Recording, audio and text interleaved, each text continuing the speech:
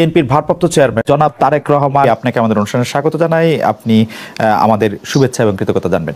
আমাদের সাথে আরো থাকছেন প্রফেসর আসিফ নজরুল। তিনি একজন জুরিস্ট, লেখক, সাংবাদিক এবং তার অনেক পরিচয়। তবে তার সবচেয়ে বড় পরিচয় এই মুহূর্তে যে তিনি সরকারের একজন উপদেষ্টা, তিনি সরকারের সঙ্গে রয়েছেন। তাকে আরেকটু আমি যদি পরিচয় দিতে চাই, তিনি একসময় সাংবাদিক ছিলেন, দুর্দণ্ড প্রতাপশালী রিপোর্টার ছিলেন। সেই আসিফ নজরুলকে আমরা সঙ্গে পেয়েছি। প্রফেসর আসিফ নজরুল, আপনাকে আমাদের সাথে পেয়ে আপনাকে আমাদের কৃতজ্ঞতা জানাই এবং স্বাগতম। আপনি আমাদেরকে সময় দিয়েছেন, পুরো টিমের পক্ষ থেকে আপনাকে স্বাগত। প্রথমেই যে বিষয়টি প্রফেসর আসিফ নজরুল আপনার কাছে যেতে চাই যে প্রফেসর আসিফ নজরুল, আপনারা কি তারেক রহমানের এগেইনস্টে যেসব মামলা হয়েছে সেই সব মামলা প্রত্যাহার করছেন কিনা খুব শীঘ্রই? আমরা কোনো ব্যক্তি স্পেসিফিক মামলা উইথড্র করছি না। আপনি দেখেন, আমরা প্রথম বলেছিলাম আমরা জুলাই অগাস্ট যে হত্যাকাণ্ডের যে মামলাগুলো ফলস মামলা করেছিল বিগত ফ্যাসিস্ট সরকার, সেগুলো উইথড্র করেছি হত্যাকাণ্ডের অভিযোগগুলো ছাড়া। সেকেন্ড ফেজে আমরা সাইবার সিকিউরিটি অ্যাক্ট যেটা আছে আমার মন্ত্রণালয়ের পক্ষ থেকে উদ্যোগ নিচ্ছি। আমরা এখানে স্পিচ অফেন্সের সাথে কম্পিউটার অফেন্সের পার্থক্য করছি। আমরা, আপনি জানেন, প্রত্যেকটা কেস দেখতে হচ্ছে, টাইম লাগছে। স্পিচ অফেন্স বা কথা বলার অপরাধের জন্য যাদের বিরুদ্ধে অভিযোগ এসেছিল তাদের সমস্ত মামলা উইথড্র করা হবে। এখানে তারেক রহমান আছেন নাকি খালেদ আছেন এটা আমরা দেখবো না, আমরা ইস্যু ধরে ধরে করবো। এটা হচ্ছে আমার মন্ত্রণালয়ের অ্যাপ্রোচ। আরেকটা কথা বলি, আপনার মনে প্রশ্ন রাখতে পারে তাহলে হঠাৎ করে রোজিনা আর মাহমুদুর রহমান মান্নারটা উইথড্র হলো কেন? কেউ প্রশ্ন তুলেছে। এবং খালেদা জিয়া, আচ্ছা, খালেদা জিয়াটা তো আপনার খালেদা জিয়ার মামলা উইথড্র করেছে পরে। প্রথমে আসছে রোজিনা আর মান্না ভাইয়েরটা। রোজিনা আর মান্না ভাই ওনারা দীর্ঘদিন সাফার করছিলেন, ওনারা পাসপোর্ট পাচ্ছিলেন না, বিদেশে যেতে পারছিলেন না। বিশেষ করে মাহমুদুর রহমান মান্না পাসপোর্ট পাচ্ছিলেন না। মাহমুদুর রহমান মান্না এখনো সংকটাপন্ন অবস্থায় হসপিটালে আছেন। ওনার বিরুদ্ধে একটাই মামলা ছিল, ডিজিটাল সিকিউরিটি অ্যাক্টের মামলা, যেগুলি একটা আইনেই মামলা ছিল। তো ওনারা ব্যক্তিগতভাবে যোগাযোগ করেছেন এবং অনেক সাফারিংস এর মধ্যে দিয়েছেন। মান্না ভাইয়ের চিকিৎসা কাজ বন্ধ ছিল ওখানে। আর রোজিনার মেয়ের চিকিৎসার ব্যাপার, রোজিনার এরকম একটা, এই মুহূর্তে আমার মনে পড়ছে না, একটা কারণ ছিল। ওনারা খুব রিকোয়েস্ট করেছিল, আমরা একটা সিগনেচার স্টেটমেন্ট হিসাবে আমরা মামলা উইথড্র করেছি।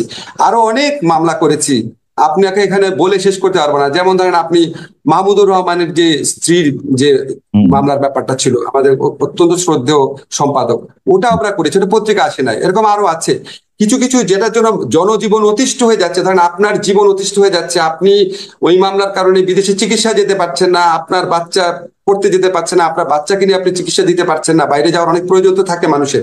সেই সমস্ত ক্ষেত্রে আমরা অগ্রাধিকার, দুই একটা অনুরোধের ভিত্তিতে অগ্রাধিকার দিয়েছি। এখন খালেদ মানুষ তো ধরেন এই এই জিনিসগুলো বলে আমরা বোঝানোর চেষ্টা করেছি আমরা সবকিছু করব, সমস্ত ইস্যু ওয়াইজ জিনিসগুলোকে করব। ইস্যু ওয়াইজ করার ক্ষেত্রে আমরা ইস্যুটা একটা একটা করে ভাগ করছি। এই থার্ড ফেজে সাইবার সিকিউরিটি একটা মামলার পর থার্ড ফেজে আমার ইচ্ছা আছে আমাদের মন্ত্রণালয়ের পক্ষ থেকে মামলা উইথড্রয়ের ব্যাপার, কিন্তু আমাদের আর স্বরাষ্ট্র মন্ত্রণালয়ের পক্ষ থেকে একসাথে কাজ করতে হয়। থার্ড ফেজে আমরা গায়েবী মামলাগুলো উইথড্র করার চেষ্টা করব, কারণ বাংলাদেশে একটা মামলার দীর্ঘ জট রয়েছে। গায়েবী মামলা উইথড্র হলে সেটার দিক থেকেও লাভবান হবে। এবং আপনি জানেন এই গায়েবী মামলাগুলো এত অবিশ্বাস্য, এত হাস্যকর, এত গাঁজাখুরি ছিল, এটা উইথড্র না করা তো মহাপাপের মতো একটা ব্যাপার হবে। আমরা আপনাকে একটু বলি, আমরা ফেজ ওয়াইজ যাবো, ব্যক্তি ওয়াইজ যাবো না। ব্যক্তি ওয়াইজ যে দুই একটা ঘটনা দেখেছেন আপনি, এটা এক্সেপশন। বেগম খালেদা জিয়া একটা সেজন্য এক্সেপশন ছিল, তবে তারেক রহমান সাহেবের ক্ষেত্রে কোনো এক্সেপশন করা হচ্ছে না। বেগম খালেদা জিয়ার ক্ষেত্রে মামলা উইথড্রয়ের ব্যাপারটা আপনি কোনটা বলতে চাচ্ছেন? ওনার যে ক্ষমা করার ব্যাপারটা? জি, ক্ষমা করার ব্যাপারটা। বেগম খালেদা জিয়ার মামলায় যে বিচারটা হয়েছিল সেই বিচার নিয়ে মিজানুর রহমান খান এবং আমি লিখেছিলাম। আপনাকে একটা জিনিস মনে করাই দিই, বেগম খালেদা জিয়া মামলার শুনানিকালে উনি বিস্মিত হয়ে বলেছিল যে এতিমের টাকা আমি আত্মসাৎ করেছি, এক্সক্লেমেশন চিহ্ন। সেটাকে বিচারক লিখেছেন উনি এতিমের টাকা আত্মসাৎ করে নিজের মুখে স্বীকার করেছেন। আপনি চিন্তা করতে পারেন এই ধরনের বিচার হয়েছে ওনার ক্ষেত্রে। আরেকটা বলি আপনাকে, নিম্ন আদালত যে হাইকোর্ট যে সাজা দেয়, নিম্ন আদালত যে সাজা দেয়, সেটা আপনি কখনো শুনেছেন হাইকোর্ট বাড়িয়ে দেয়? হাইকোর্ট বাড়িয়ে দেয় আপনি শুনেছেন? এমনকি যারা জামাতে যেসব লিডারের শাস্তি হচ্ছে সেই সমস্ত যুদ্ধ অপরাধীর ক্ষেত্রে দুই একটা ঘটনা ছাড়া বাংলাদেশের ইতিহাসে ঘটনা ঘটেছে। উনি শোনেন, পরে আমরা শুনলাম কি যে বিচারক উনাকে জামিন দিয়েছিল দেখা উনার হাইকোর্টে অ্যাপিলেট ডিভিশনে এলিভেশন বন্ধ রেখেছিল, শাস্তি বাড়ানোর পর উনাকে এলিভেট করা হয়েছে। আপনি জানেন গত আমলে কিভাবে বিচার হয়েছে। উনার মতো নির্যাতিত মানুষ বাংলাদেশে কে আছে এই গত 15 বছরে? যারা মারা গেছে উনাদের কথা বাদ দিয়ে আমি জীবিত যারা পলিটিক্যাল লিডার আছে, আমি তো মনে করি উনার প্রতি, উনি যে এত বছর জেলে ছিল, উনার প্রতি চরম অবিচার করা হয়েছে। আমি সিদ্ধান্ত নিয়ে প্রশ্ন তুলছি না, আমি মানে প্রক্রিয়াটা নিয়ে। আচ্ছা, পরবর্তী প্রসঙ্গে আসি প্রফেসর আসিফ নজরুল। যে আগের আমলে আপনি ঠিকই বলেছেন, আমরা আগের আমলে অদ্ভুত সব গায়েবী মামলা দেখেছি, কিন্তু এই অদ্ভুত মামলা হওয়ার প্রক্রিয়া কিন্তু এখনো বন্ধ করা নাই। আমি একটু কাগজ দেখে বলি, আমার সুবিধা হয়, যে ক্রিকেটার সাকিব আল হাসানের বিরুদ্ধে মার্ডার কেসের মামলা হয়েছে, অভিনেতা জায়েদ খান, যেটি আমি আগে বলেছি, তার বিরুদ্ধে মামলা হয়েছে, বাফুফের সভাপতির বিরুদ্ধে মার্ডার কেস হচ্ছে, আগের সরকারের দুর্নীতিবাজ মন্ত্রী যার বিরুদ্ধে হতে পারতো গুছানো সুন্দর একটি দুর্নীতির মামলা বা মানি লন্ডারিং এর মামলা, তা না করে ঢালাও ভাবে নিউ মার্কেটের একজন হকার হত্যা মামলাকে সবাই গ্রেফতার দেখানো হচ্ছে, এবং আদালতও সেই সব মামলায় কারো জামিন মঞ্জুর করছে না, ঢালাও ভাবে রিমান্ড দিয়ে যাচ্ছে। পার্থক্যটা তাহলে কোথায় হলো প্রফেসর আসিফ নজরুল? আচ্ছা, পার্থক্যটা আপনাকে বলি। ধরেন আপনি, আমার এতগুলো নাম তো মনে থাকবে না, দুইজনের নাম মনে আছে, সাকিব, জায়েদ খান। যখন কেউ মামলা করে, মামলা করাটা মানুষের অধিকার, বুঝছেন? ব্যক্তিগতভাবে একজন মামলা করে দিল, সেই এই মামলাগুলা পুলিশ করে নাই। পুলিশ যদি করে তাহলে আপনি বুঝবেন রাষ্ট্র জড়িত আছে। এই মামলাগুলা ব্যক্তিগতভাবে করা হচ্ছে, 1 নাম্বার। 2 নাম্বার হচ্ছে মামলার কারণে, এই যে আপনি সাকিব বলে জায়েদ খান বলেন, unless you are a directly involve political figure, এই উনাদের ক্ষেত্রে কি কোনো গ্রেফতারের ঘটনা ঘটেছে? গ্রেফতার ঘটনা ঘটে নাই। যখন মামলা কোনো মানুষ করে, আমরা বারবার বোঝানোর চেষ্টা করেছি। যখন আমরা পুলিশকে বলেছি মামলা যখন করছে, আপনারা একটু বোঝানোর চেষ্টা করেন না কেন যে এই মামলাতে আপনারা যাদের বিরুদ্ধে অভিযোগ আনছেন তাদের কি আপনার সত্যি মানে বিশ্বাসযোগ্য কিনা অভিযোগটা। কারণ আমাদের পিআরবিতে কিছু প্রভিশন আছে, হিয়ারসে ধরনের বা গুজব গুজব ধরনের মামলা হলে পুলিশ প্রাইমারি কথাগুলো জিজ্ঞেস করতে পারে। পুলিশ কাছ থেকে এবং এমনকি আদালতের কাছ থেকে আমরা যে তথ্য পেয়েছি, যারা মামলা করতে আসে তারা এত বেশি প্রেশার, ওইখানেও এক ধরনের মানে মব প্রেশার থাকে, যে পুলিশের পক্ষে এবং কোনো কোনো ক্ষেত্রে আদালতের পক্ষে, যারা বিগত ফ্যাসিস্ট রেজিমের আমলে যাদেরকে নিপীড়ক সংস্থাতে পরিণত করা করা হয়েছিল, তাদের সেই মরাল কারেজ থাকে না এই উন্মত্ত জনতাকে কনফ্রন্ট করার জন্য। এগুলি ঘটনা প্রথম দিকে ঘটেছে। আমরা অনেক চেষ্টা করেছি, চেষ্টা করার পর এটা অনেক রিডিউস হয়েছে। আমরা একটা জিনিস সবাইকে বলার চেষ্টা করেছি, যেখানে এফআইআর মানেই গ্রেফতার না।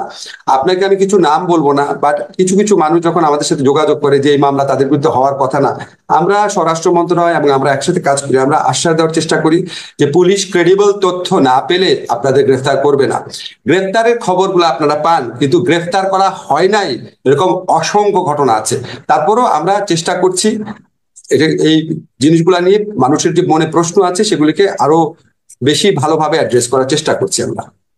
আপনাকে একটু নাম ধরেই বলি, আপনার দীর্ঘদিনের যে মানে একসাথে কাজ করেছেন আপনারা, জনাব শাহরিয়ার কবির, তার বিরুদ্ধে যে হত্যা মামলা হয়েছে সেই ব্যাপারটিকে আপনি আসলে কিভাবে দেখেন? কেউ কেউ এই প্রশ্ন করছেন, 71-এর ঘাতক দালাল নির্মূল কমিটির সামনের সারির সংগঠক বলেই কি তিনি সেই জালে পড়লেন, যেটাতে আসলে আপনি নিজেও ছিলেন? তার বিরুদ্ধে হত্যা মামলা হয়েছে, আপনি জানেন। ওনার বিরুদ্ধে তো হত্যা মামলা আপনার 71-এ ঘাতক দালাল নির্মূল কমিটিতে থাকার কারণে হয়েছে, এটা কি বাদী লিখেছেন? লিখেন নাই। শোনেন, আপনাকে আমি ব্যক্তি বিশেষে কথা বলবো না, তাহলে অন্যদের প্রতি ইনজাস্টিস করা হবে। এখানে অনেক এখানে কিছু কিছু মামলা হয়েছে, এটা আমাদেরকে ব্যথিত করেছে, আমাদেরকে বিব্রতকর অবস্থায় ফেলেছে। এবং আপনাকে আমি নিশ্চিত করতে পারি এই সমস্ত মামলার পিছনে রাষ্ট্রের, সরকারের কারো কোনো রকম, রাষ্ট্রটা আমি জানি না, রাষ্ট্র অনেক বড় ব্যাপার, আমাদের অন্তর্বর্তীকালীন সরকারের কারো কোনো রকম মিনিমামতম সংশ্লিষ্টতা ছিল না, মিনিমামতম প্রণোদনা ছিল না, মিনিমামতম ডিরেকশন ছিল না। ব্যক্তিগতভাবে এই জিনিসগুলো করা হয়েছে। আমি ব্যক্তি স্পেসিফিক না ভাবে আপনাকে বলি, আমরা যখন দেখি একজন বৃদ্ধ মানুষকে, একজন বয়স্ক মানুষকে, বা একজন আপনার হুইল চেয়ার ব্যবহার করছে এরকম মানুষকে, বা একজন আপনার কম্পারেটিভলি অনেক পরিচ্ছন্ন ইমেজের মানুষকে, ধরেন আমি প্রফেসর মান্নানের কথা বলতে চাচ্ছি, ওনাদের বিরুদ্ধে যখন এরকম মামলা হয়, এটা তো কারো এনজয় করার কথা না, রাইট। এটা তো কারো ভালো কথা না। কিন্তু আপনি বিচারিক প্রক্রিয়ার মধ্যে দিয়ে যতটুকু পারা যায় সেখানে আপনি ওনাদেরকে রিলিফ দেওয়ার চেষ্টা করবেন। এখন আমাদের সমাজে এরকম কোনো কোনো ধারণা আছে যে একটা মানুষ যদি খুব মানে ফেমাস হয় বা একটা মানুষ যদি খুব জনপ্রিয় হয়, হয়তো উনি কোনো অপরাধ করতে পারেন না। কিন্তু ধরেন আমি আপনাকে, সরি আমি নূর ভাইয়ের কথা বলছি, ধরেন আসাদুজ্জামান নূর ভাইয়ের গ্রেফতার নিয়ে অনেক প্রশ্ন উঠেছে। উনাকে ঢাকার হত্যা মামলা নিয়ে যদি গ্রেফতার করা হয়, এটা নিয়ে তো প্রশ্ন ওঠারই কথা। তো আমরা পরে ইনভেস্টিগেট করে দেখলাম ওনার বিরুদ্ধে নীলফামারীতেও মামলা হয়েছে। এখন খালেদ, আপনি আমাকে বলেন, নীলফামারীতে তো উনার এলাকাতে তো কিছু মৃত্যুর ঘটনা ঘটেছিল, ওনার গাড়ি ভরে হামলার পর কিছু এক্সট্রা জুডিশিয়াল কিলিং হয়েছিল, এটাতে ওনার জিরো ইনভলভমেন্ট থাকতে পারে। কিন্তু ওইটার কারণে যদি স্থানীয়ভাবে কেউ মামলা করে, আমি কি তারে বলবো যে নূর ভাই অত্যন্ত ফেমাস অভিনেতা, খবরদার ওনার বিরুদ্ধে মামলা করবা না? আমার কি অধিকার আছে?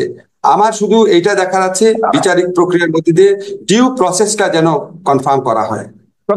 আমার শুধু একটাই জানার ইচ্ছা, আপনার কাছ থেকে তো জীবনে বহুবার বহু আইনি সমস্যা নিয়ে আপনার কাছে গিয়েছে, মামলা হয়েছে ভালো কথা, তার বিরুদ্ধে মামলা চলতেই পারে, তাকে গ্রেফতার করাটা খুব প্রয়োজন ছিল? মানে রিপোর্ট চলতে পারে, তিনি আদালতে হাজিরা দিতে পারতেন, জামিন থাকতে পারতেন, তাকে রিমান্ডে নেওয়া, রিমান্ড চাওয়া, রিমান্ড নেওয়া, এগুলি খুব জরুরি ছিল। মানে আমি জানতে চাচ্ছি, আমার কিন্তু আসাদুজ্জামান নূরের প্রতি কোনো আলাদা আলাদা কোনো রকম কোনো জায়গা থেকে আমি বলছি না, মানে আমি শুধু জানতেই চাচ্ছি। দেখেন, আমি যদি আপনার সরকারে না থাকতাম আমি অনেক কিছু বলতে পারতাম। এখানে একটা যৌথ দায় দায়িত্বের ব্যাপার আছে। হুম, কোনো কিছু যদি আমার ভালো না লাগে, এটা দায় দায়িত্ব আমারও থাকবে, ভালো না লাগলেও। ফলে হুম। আমি এটা কারো মানে কোনো মানে এখানে আমার সমালোচনার অধিকার নাই, কারণ আমি সরকারের অংশ। তবে আপনাকে আমি একটা জিনিস তো বললাম যে আমাদের সরকারের আমলেও কিছু কিছু জিনিস হচ্ছে যেটা আমরা আমাদের কোনো রকম সংশ্লিষ্টতা নাই, এবং আমরা এটা এনজয় করছি না, আমাদের ভালো লাগছে না। আপনাকে একটা জিনিস শুধু মনে করিয়ে দিচ্ছি, 15টা বছর একটা দল ক্ষমতায় ছিল, হুম, তারা সমস্ত প্রশাসন নিজের মতো সাজিয়েছে। হুম, এই পুলিশে যত মানুষ আছে তাদের মধ্যে অর্ধেক তাদের আমলে অ্যাপয়েন্ট করা, অর্ধেক পত্রিকা রিপোর্ট আছে, আপনি দেখবেন। সমস্ত প্রশাসন তাদের সাজানো, সমস্ত কিছুতে আমাদের ইচ্ছার প্রতিফলন আমরা এখনো ঘটাতে পারি নাই। অনেক ক্ষেত্রে কিছু কিছু জিনিস হচ্ছে যেটা হয়তো আমাদের মানে এই 15 মানে বছরের ফ্যাসিস্ট গভর্নমেন্ট না থাকলে, নিয়মিত সরকার পরিবর্তন না হলে আমরা আরো অনেক ভালোভাবে কন্ট্রোল করতে পারতাম। মানে তবে আমরা মানে কন্ট্রোল বাড়াচ্ছি। মানে নূর ভাইয়ের সময়ে সরকারের আমলে নিয়োগ করা পুলিশরাই তাকে গ্রেপ্তার করে নিয়ে যাচ্ছে, ব্যাপারটা কি না, এরকম? নূর ভাইয়ের নূর ভাইয়ের আমলে, আমি তো নূর ভাইয়ের প্রসঙ্গে এটা বলি নাই। আমি বলতে আচ্ছা, চাচ্ছি, ধরেন কিছু কিছু ক্ষেত্রে ঘটনা ঘটে, ধরেন আমরা হয়তো কোনো একটা জিনিস জানছি না, বাট হয়তো আমাদেরকে বিব্রত করার জন্য কিছু মামলা হচ্ছে। এইবারে